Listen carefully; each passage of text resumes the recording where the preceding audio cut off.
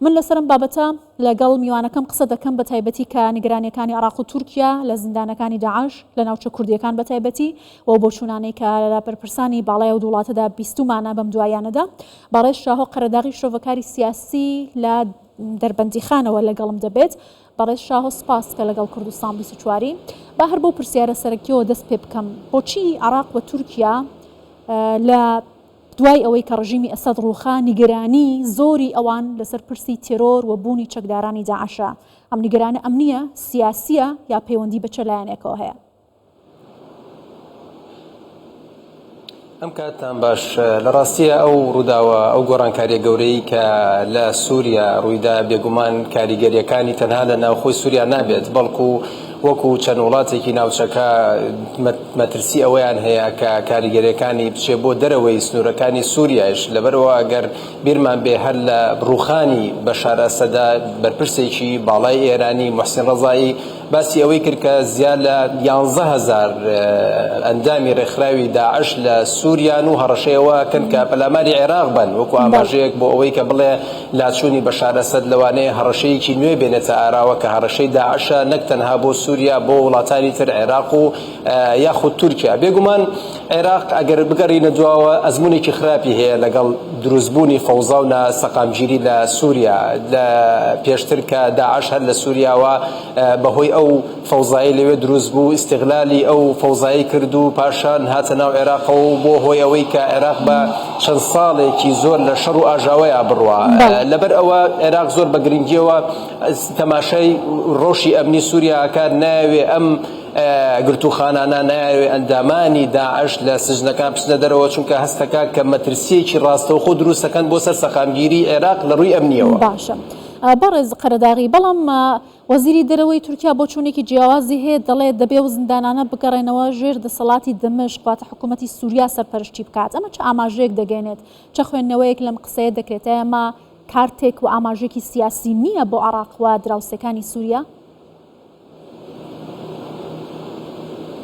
بێگومان تورکیا هەر لە سەرەتای دروستبوونی ئەم گۆڕانکاریانەوە دەیەوێت ئەوە پیشان با کە کاریگەرترین وڵات لە سووریای نوێیە تورکیایە و هەروەها دەیەوێت بە هەموو هەوڵێکی سیاسی ئابووری ئیداری پشتیوانی لە حکوومەتی نوێی سووریا بکات یاخود لە دەسەڵاتی نوێی سووریا بکات بە سەرۆکایەتی ئەحمەد شەرع. ئێستا تورکیا پەستانەکانی زیاتر کردووە بۆ ئەوەی ئەم سژنانە لای قەسەدە نەمێنێت چونکە هەستەکە کە مانەوەی ئەمان لای قەسەدە هۆکارێکی بەهێزبوونی قەسەدەیە هۆکارێکە کە هەم هاوپەیمانی نێودەوڵەتی هەم ئەمریکا بە سەرۆکایەتی ئەمریکا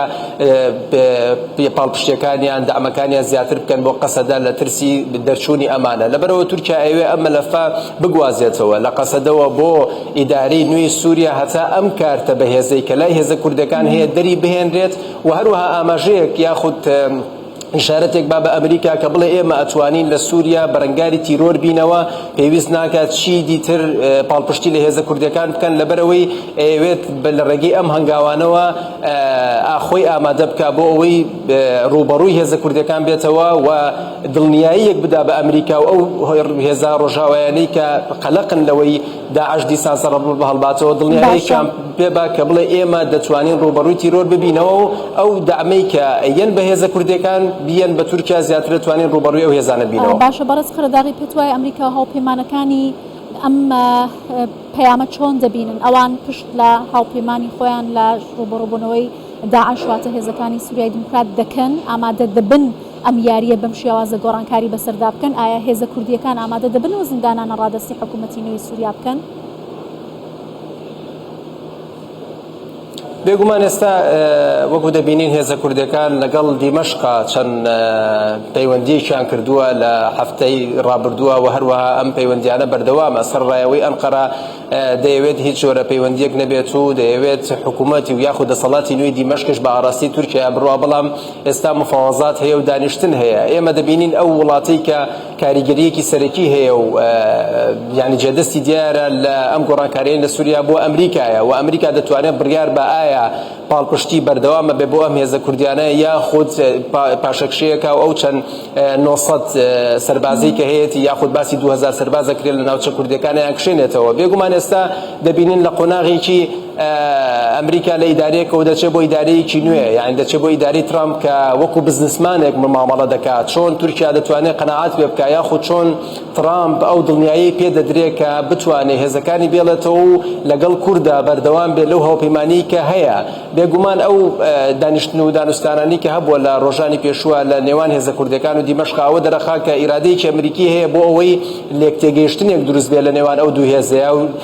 پێکدادانێک ڕوو نەیە، چونکە دروستبوونی هەر پێکدادانێت لەم کاتەیە بێگومان هێزەکانی داعش و هێزە گروپە تیرۆریستەکانی تر دەتوانن بیقۆزنەوە و دەرکەونەوە و هەڕەشەیەکی ئەمنی نوێ دروست بکەن لە ناو سووریا. زۆر باشە، بەڵام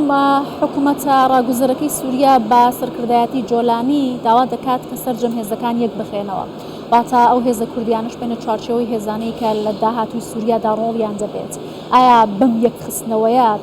چارەنووسی ئەو زیندانانە و ئەو دەسەڵاتەی کە هێزە کوردیەکان لە ناوچەکەدا هەیەە چی بەسەر بێت؟ بێگومان لە بەردەوام لە لەدوانەکانی ئەحمەد شەرع ئەوە دەرەخات کە نایەوێت پێکدادان یاخود بچێتە ناو ڕوبەڕووبنەوەیەک لەگەڵ هێزە کوردەکانە، چونکە زانێ ئەم لە سەرەتای دەسەڵاتایەتی ئەگەر ئەو ڕوبەڕووبێنێ ڕووبا لەوانەیە بە نێگەتیڤی یا بە سلبی بشکێتەوە بەسەریا. لەبەرەوە دەیەوێت ئەو ئیشارەتە با کە ئەتوانێت لە چوارچێوەی وەزارەتی بەرگریە جێی ئەم هێزە کوردیانش بێتەوە بەپێی ئەو یعنی متابعەکردنی لێدوانەکانی هێزە کوردەکانش قەسەد دەبینین کە ئەوان ئامادەییان هەیە کە لە ژێر چەتری وەزارەتێکە کار بکەن کە مەرکەزی بێت لە دیمەشق بێت، بەڵام هێزی خۆیان بپارێزن و چەکی خۆیان بپارێزن. ئەگەر ئەمە ڕووبدات و هیچ پێکدادانی ڕوونایات بە بڕوای من ئەو سژنانیش ئەو دیلە داعشانیش سەلامەت دەبن و مەجالی دەرفەتی ئەوەیان نابێت کە دەربچن، چونکە لە کاتێکە تەنها لە ئەگەرێکە ئەو دەرگای ئەکرێتەوە ئەگەر پێکدادان ڕووبە، ئەگەر ئەم هێزانە قەسەد واز لە پاراستنی ئەم زیندانیانە بێنێ ئەو کاتە ڕوبەڕووی هەڕەشەیەکی گەورەیە بێتەوە سووریا. لەبەرەوە تا ڕادەیەکی زۆر ئەحمەد شەرع بە پاڵپشتی وڵاتە ڕۆژاواکان و وڵاتە یەکگرتووەکانی ئەمریکا هەوڵی ئەوەیە بە ڕێکەوتن ئەم کەیسە چارەسەر بکات، چونکە ئێستا داعش یەکێکە لە گرفتە سەرەکیەکان هەڕەشە سەرەکیەکان کە لەوانەیە یەخەی ئەم ئیدارە نوێ بگرێت کە ئەوێ سەقامگیری بۆ سووریا بەرپا بکات. زۆر باشە، لە کۆتاییشدا ئەگەر زۆر بەکوتی وەڵام بدەیتەوە ترسی حکمڕانانی شیعە لە داهاتووی سووریا چییە لە دوای ڕوخانی ئەسەدەوە زۆر قەلەقی و دوودڵی بە ئەمانەوە دیارە بە تایبەتی لە سەر بارودۆخی ئەمنی لە وڵاتەکە؟ بێگومان ئەوەی کە لە ساڵانی پێشووە ئەو گروپانە کردبیان لە سووریا بە تایبەتی گروپەکانی سەر بە ئێران، ئێستا دەبینین کە لە ڕووی جەماوەریشەوە نەک تەنها لە ڕووی ئیدارە نوێەکەەوە لە ڕووی جەماوەریشەوە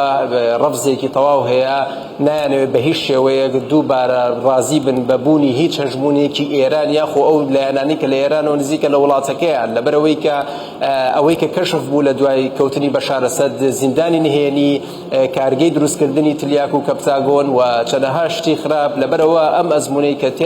تێپەڕی نایانەوێت دووسان دووبارە بێتەوە و ئەو هیلالە شیعیەی کە دەست بەشکانی کرا لە لوبنانەوە لە سووریاوە بە بڕوای من وڵاتانی تریش ئەگرێتەوە و ئێران بەرەو لاوازی ئەڕوات لە ساڵی 2025 ئەو هێزە ڕابردووی نامێنێ کە ئەیتوانی بڵێت چوار پایتەخت لەژێر دەسمانایە. زۆر باشە، بەڕێز شاهۆ قەرەداغی شرۆڤەکاری سیاسی لە دەربەندیخانەوە لەگەڵمان بووی، زۆر سپاس.